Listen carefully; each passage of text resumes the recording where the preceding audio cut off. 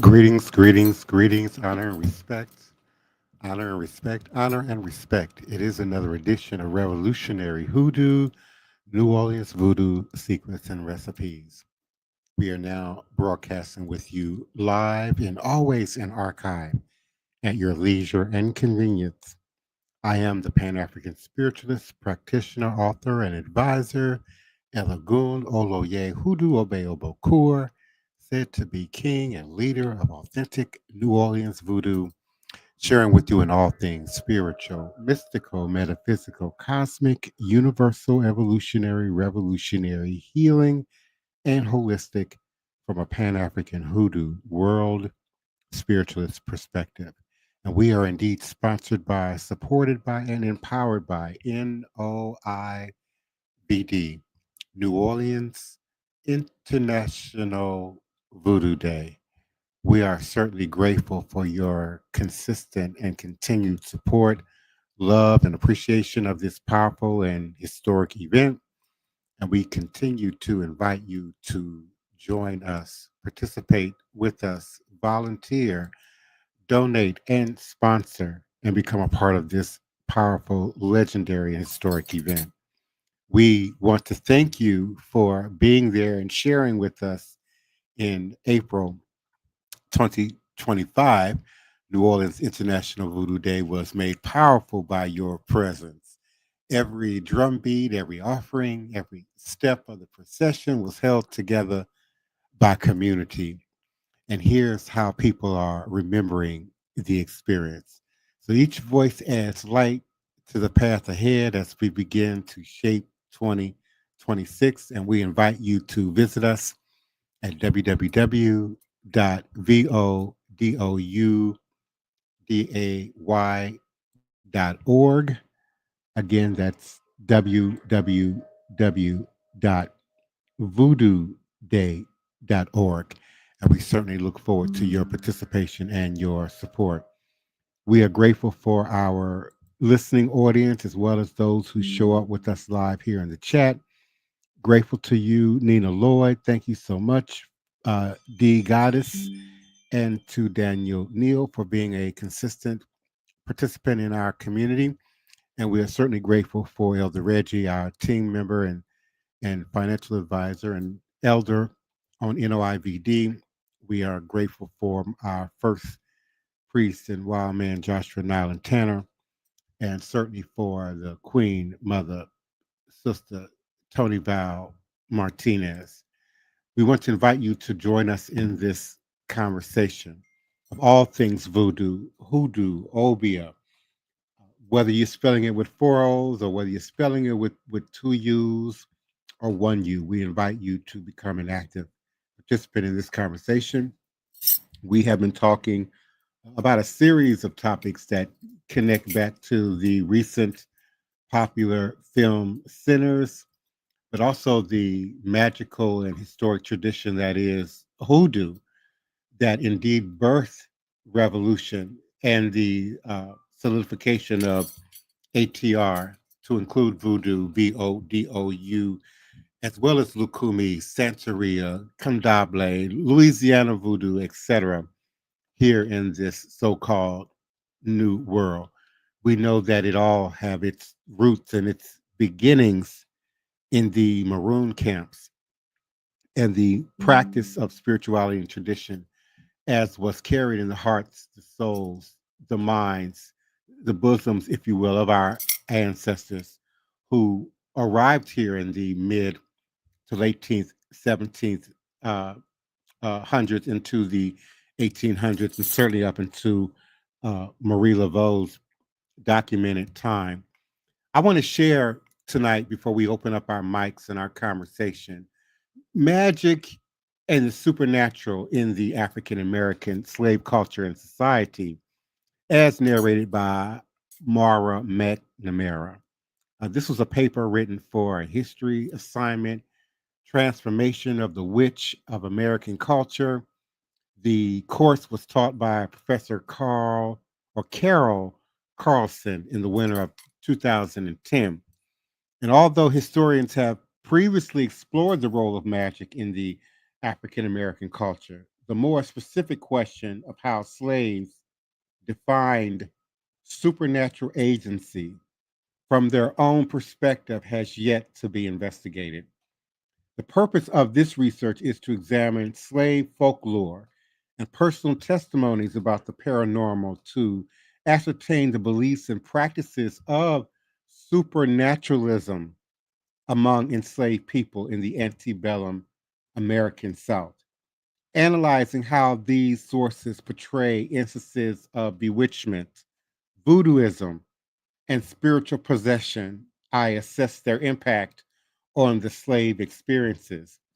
Furthermore, I investigate the consistency between evil spirits, inhabitants of slave individuals cited in oral histories, with the protective and healing conjuration activities attributed to slaves in these secondary sources. While folk tales cite victimization by voodoo or bewitchment as punitive measures, and former slave interviews depict fear affiliated with presumed witches and spirits, supernatural practitioners were highly regarded within their communities. Thus, in evaluating how slaves understood the supernatural, I seek to reconcile its negative connotation within a culture that simultaneously embraced magical practices. We've certainly talked about Big Mama and Mammy and the doctors and hoodoo practitioners on these plantations who provided medicine and healing not only for the enslaved populations, but also often for the master's house and family members of master's house, to include midwifing and the birthing of babies, to all sorts of infections and diseases and ailments, which Mammy and Uncle Joe, if you will, were often relied upon to come and assist with. But this also created, as we've explained in several podcasts leading up to this point, the fear of power and empowerment that was continued to be passed down and gifted to us through ancestral memory and through the utilization of these practices, these skills, and these tools. Much has been written about the African American religious experience that highlights the importance of magic in slave culture. Oh, excuse me. These sources demonstrate that practices associated with spirit worship were incorporated into the slaves' daily routines, such as healing rituals, conjuration practices, and religious veneration. However, the question of how slaves actually perceived supernaturalism is rarely addressed. Historians have been more inclined to examine the creation of a distinct slave religion, structured in part by their lost heritage and in part by their new world experiences. To that end, researchers have interpreted slave narratives and music, missionary records, and folk tales to understand slave theology and its function in the community.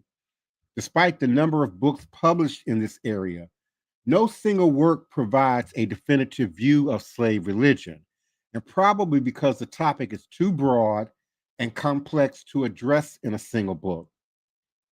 Historians have attempted this feat, have actually narrowed their scope, resulting in an emphasis on one feature of slave culture, while perhaps overlooking others.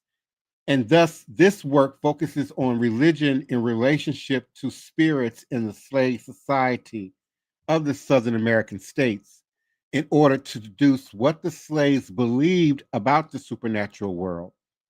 The first scholar to investigate the origins of magic in the African American slave culture was Albert Roberto, who documented his findings in Slave Religion, which we've talked about many times on this platform, the invisible institution in the antebellum South. If you have not done so, you can find it online. And one of these document sources, again, it's entitled Slave Religion, the Invisible Institution in the Antebellum South. And he argues that the African styles of worship, ritual forms, and beliefs have survived in North America because of the openness of the religions to syncretization with other traditions. He explained how certain aspects of African culture, such as spiritual possession and other magical folk beliefs that can be interpreted as supernatural, were carried to North America through the Atlantic slave trade. He then traced how these original African notations of spirituality were incorporated into slave society and maintained despite conversion to Christianity. Roboto was the first to analyze folklore, slave narratives, and missionary records in an effort to understand the breadth of slave religion and how the gods of Africa gave way to the God of Christianity. By examining these sources, he successfully articulates the relationship between the natural and supernatural in slave religion.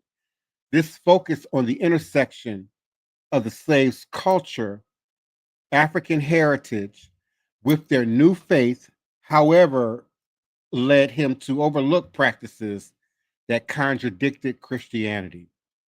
Roboto neglected to discuss how conjuration and voodoo beliefs about wandering souls and guardian spirits directly oppose the monotheism espoused by the church. Indeed, the topic and idea of reincarnation is lightly, if not at all, discussed or addressed in the Christian community, generally speaking. And by demonstrating how newfound Christianity and African traditions merged harmoniously into a creative and unique slave religion, Roboto ignored contradictory spiritual beliefs and thus provided a limited analysis of magic in slave society.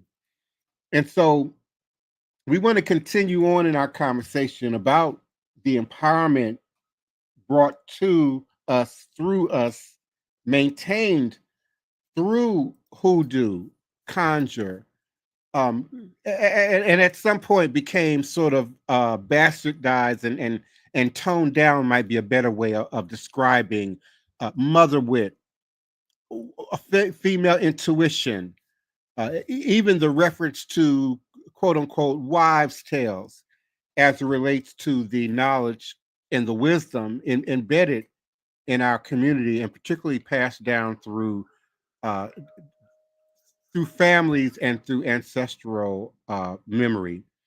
Certainly, Elder Reggie and Toni Val and even Joshua Nylan, representing a much younger generation, can probably recall two or three or half a dozen remedies or ritual practices that our parents and grandparents utilized to deal with sickness, disease in some cases, and certainly bereavement and the presence of spirit and unwanted spirit presence, even when that language, as Toni Val has clearly demonstrated over the weeks, was not always utilized, was not always said.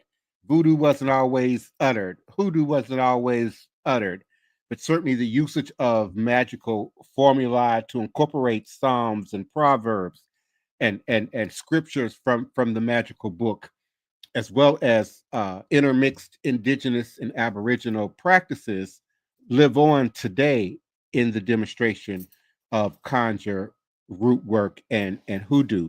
So, Joshua, please, we welcome you and thank you for your participation, and we invite you to come on in to this conversation.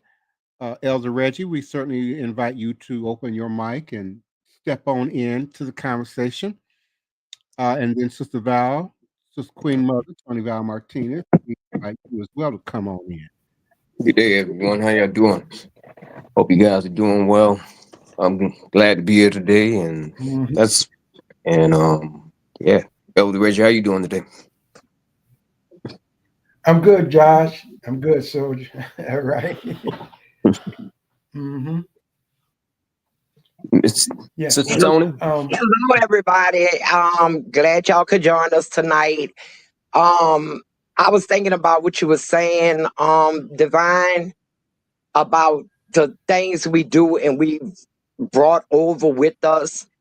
And I just recently had this brought to me that, oh, when the witch is riding you. I had someone call me this week to ask me what to do.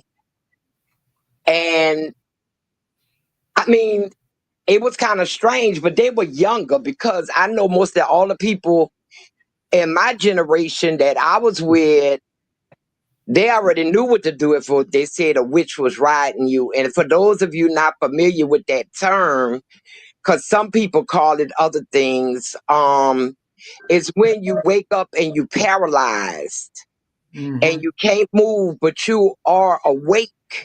You screaming, but nobody can hear your sound. And it feels like a heavy weight is pressing down on you. I think, like I said, this person was younger, but everybody knew in my day, oh, put that glass of water under your bed. It can't cross water. You Put know, that silver utensil, that fork or that spoon underneath your mattress. yeah, silver, Mm-hmm. to ward it off. Some people call it a succubus these days. We Mhm. got different words for different entities, but we just used to call them a witch riding you. And also, I was thinking about Harriet Tubman. I Mm-hmm. think she has more tales of her being dealing with hoodoo for one, and then I believe that the spells, people say she had spells where she blacked out and came back with visions and stuff. But I believe those spells were like epileptic spells. And she actually had visions. And people who she helped free, some of their writings about it after to newspapers and stuff, when they to the abolitionists, when they got up there, they swear she made them invisible to the slave catchers, that she had some kind of spell that she cast, and the slave catcher actually could not see them and were right by them. So Mm-hmm. it's a lot of great tales about her out there and her using, hoodoo to get the dogs off of their trail, to just stop and to divine and see, things, what areas were not safe for them to go to. And I think that what may have made her so good at freeing so many, because she may have utilized that. She may have utilized the old ways. She may have had visions that told her of things that were about to happen. But she Mm-hmm. surely had a lot of the enslaved that she freed, believing that she had supernatural powers. Right. Good point, Sister Tony. Good night, Divine. How you doing? That Roboto, that is the one. That's a good book. I've read that book several times. In fact, it's still in my library. How you doing, Josh? Hope all is well. And All is Sister Tony, good. you know All is you're bringing it. Yeah, but I want to chime in with my little 2 cents. The first thing, what we call the witch riding. So the chain is not broken. When you go back to Africa, certain parts of Africa, they are actually still practicing some of the old ways that the slaves had forgotten as generation and generation come on board. But some of those practices, the visuality, and a lot of these things are still in place, still in practice today. Now, on the in certain, especially in Ghana, they don't call it a witch riding you. They call it a spiritual spouse. A spiritual spouse is containing you, for some particular reason, and that is parallel to what the witch is riding. But when you do a deep dive into it, you'll see there's some spiritual stuff that's going on with that, even though it's having a physical manifestation. Yes. Yeah, And some people even say a sexual that's right. Right. Right. I relationship. didn't want to That's bring why that they up, Sister call it Toni. a I didn't spiritual want to bring spouse. that up for the spirit, in the spirit of the show, but exactly that's what's going on. Yeah. Yeah, that's why they call it a spiritual spouse, Yes. because that is involved in it. And I've actually had men tell me that aspect of it also. Yeah. Now today, And I didn't mean to cut you off. go Go ahead. ahead. Yeah, today I went down to my old neighborhood below the industrial canal. There's a store down there at Caffin and St. Claude. When I was growing up, it was called Pugilist Sporting Goods Store. Oh, Well, yeah. anyway, it's abandoned building, but there's a huge mural painted on the building, and they call in that area Saint Malo. And they have a map of the encampments that Saint Malo the Maroon lived in. And I didn't realize the lower Ninth Ward, I guess in the 1700s, had been considered a part of his encampment.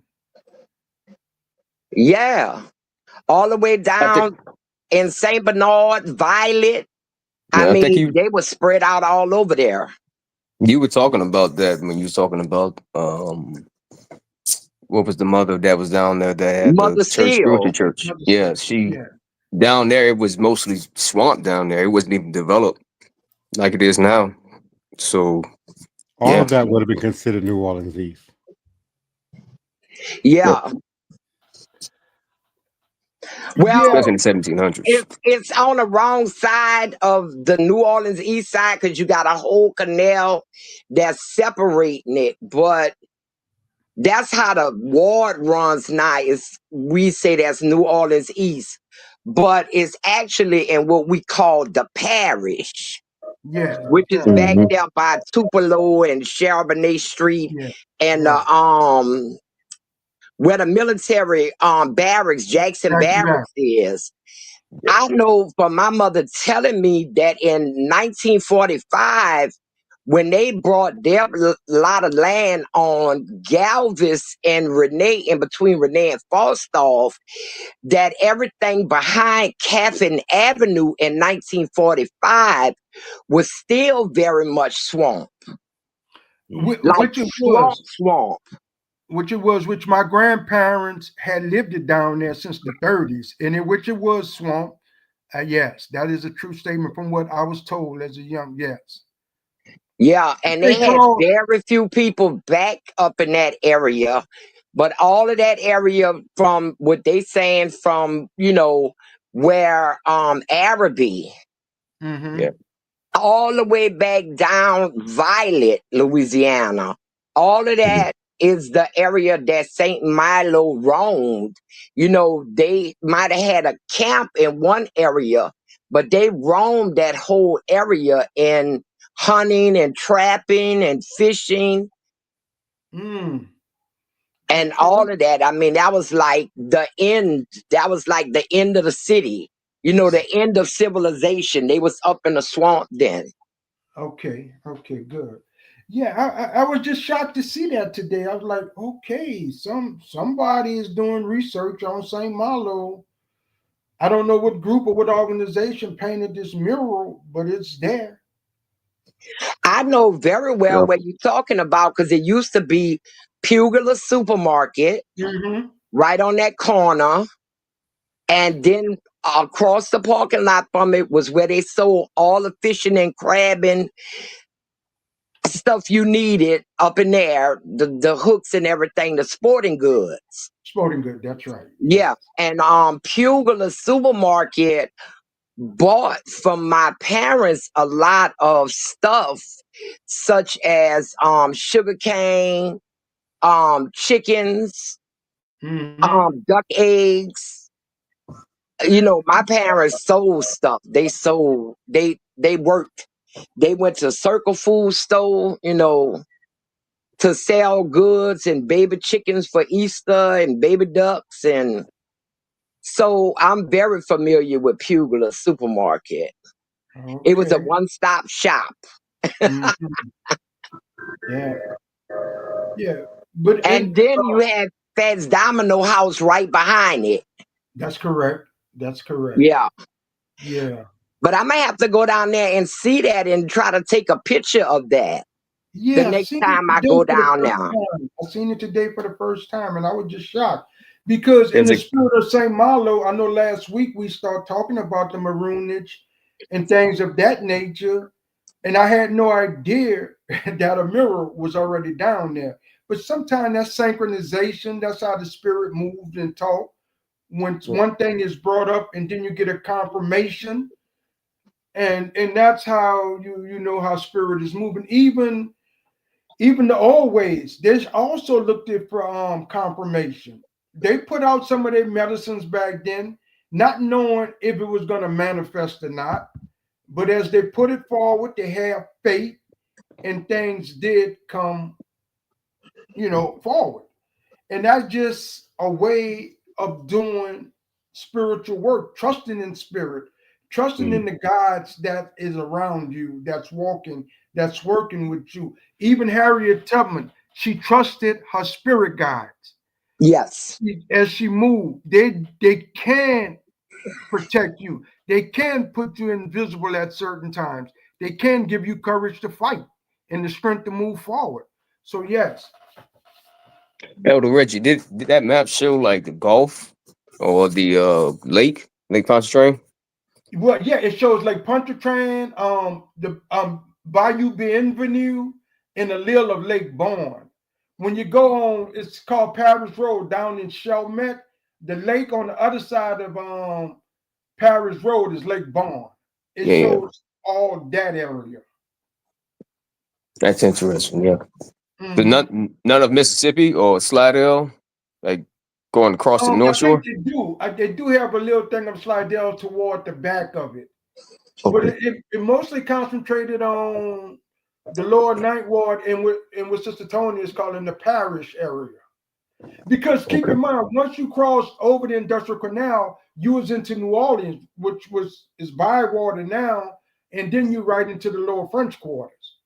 Yeah, So yeah. that's where the plantations and that's where the money was being made and was called urban slavery. That's inside of New Orleans proper itself. But that Industrial Canal separates that. Yeah, Gotcha. because like I said, if you remove the three bridges that connect the lower ninth ward with the rest of the city, you could only access that island with a boat. Yes. That's what I'm thinking. I'm like, I wonder if Saint Malo used. He probably did traverse with a boat to get Canoe. around. I Well, would say yes, definitely back canoe. then he had to Duck use out boat. canoe. Yeah. Right. Because he also had, he had indigenous people with him and other runaway slaves as they foraged a life outside of the city of New Orleans. Hmm. Yep. Well, our time has come to an end tonight for this episode. And I'd like to have Elder Reggie close us out with the International Voodoo Day. Hmm. Yeah, thanks, Sister Toni. And peace to all the ones in the chat. We are talking hoodoo and voodoo, but we also talking aspects of maroonage. And New Orleans seems to be the backdrop right now. So we are talking of locations and events that happen in New Orleans. Don't feel left out. If you get to come to New Orleans, we're not professional tour guides, but we're open to showing you the area. All this is part of us building an international voodoo day with a lot of different layers to offer people as they come on board to help us, continue to grow as a organization And if you wants to come down and to learn voodoo from the practitioners that is a part of the New Orleans International Voodoo, then by any means contact us. And if you just want to learn more, contact us. And with that being said, I'm gonna call it a night. Thanks, Divine, for hosting the show. Thanks, Joshua. Thanks, Sister Toni. And guests, thanks for coming on board. We are very appreciative until we meet again tomorrow night. New Orleans International Voodoo Day. Ashe, ashe, ashe.